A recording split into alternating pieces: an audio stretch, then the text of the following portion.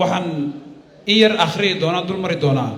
muddadii toddobaadka ahayd ee uu socday shirweynaha toddobaadka qurbajoogu war murtiyeedkii ka soo baxay iyo qodobadii lagu falanqeeyey doodihii badnaa ee dhacay aqoon isweydaarsigii iyo gobolladii dadka fikirkooda laga soo ururiyey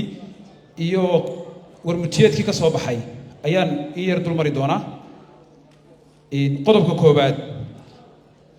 in kaalinta iyo doorka ay qurbajoogu in kaalinta iyo doorka qurbajooga loo bedelo maalgashi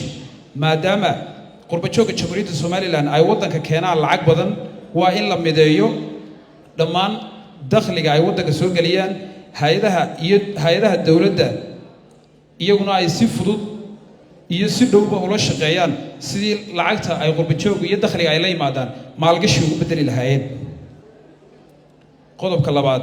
isku dubaridka iyo isku keenida aqoonta iyo xirfadda qurbajooga iyo jiilasha cusub in shirku waxa uu diiradda saaray in aqoonta iyo in la dhiso hay'adaha kala duwan ee dawladda bahda caafimaadka bahda waxbarashada iyo bahda ganacsiga iyo bahda dalxiiska ayuu shirku xooga saaray in loo helo aqoon isweydaarsi oo dhammaan dadkeena qurbajooga ahayd daafaha dunida wax ku bartay cilmiga inay wadankeena ku soo celiyaan hay'adaha iyo kala duwan ee dawladana ay uga faa'iideeyaan qodobka saddexaad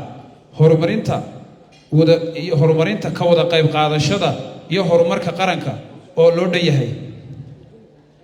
shirku waxa uu diiradda saaray in dhammaan gobollada jamhuuriyadda Soomaaliland ay si buuxda uga wada qayb qaataan una wada gaadho doorka qurbajoogu ay ku leeyihiin maalgashiga iyo horumarinta dawladaha hoose ee jamhuuriyadda Soomaaliland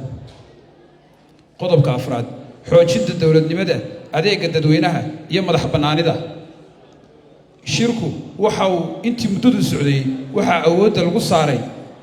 in la xoojiyo dawladnimada amniga iyo kobaca dhaqaalaha ee dhammaan gobollada iyo degmooyinka jamhuuriyadda Soomaaliland qodobka shanaad dhisidda awood xirfadeed ee dalka iyo adeegyada dawladda iyo adeegyada dadweynaha shirku muddadu socday waxa khubarada iyo aqoonyahanka qurbajooga jamhuuriyadda Soomaaliland iyo institutions kala duwan ee dawladdu ay isla garteen isna weydaarsadeen in kor loo qaado in la dhiso awood midaysan oo qurbajooga iyo dawladda iyo dhammaan bulshada rayidka u dhaxaysa si loo gaadho horumar waara oo qaranka jamhuuriyadda Soomaaliland ku talaabsado qodobka lixaad xoojinta diblomaasiyadda qurbajooga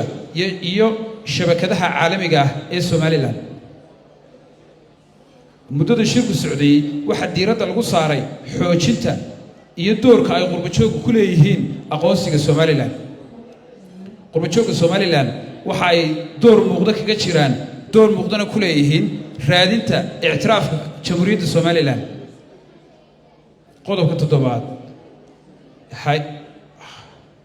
habaynta iskaashiga dawladnimada iyo qurbajooga waxa inta shirku socday diiradda la saaray la isla qaatay in qurbajoogu ay aqoontooda xirfadooda iyo dhammaan aqoontooda khibradeed ay uga faa'iideeyaan qaranka jamhuuriyadda Soomaaliland iyadoo oo laga eegayo dhinaca caafimaadka diblomaasiyadda waxbarashada arrimaha bulshada iyo dhaqan dhaqaalaha intaas ayaan soo gabagabaynayaa toddobada qodob baa ka soo baxay intii ugu muhiimsaneed intii socday shirka toddobaadka qurbajoogu aad baad u mahadsantihiin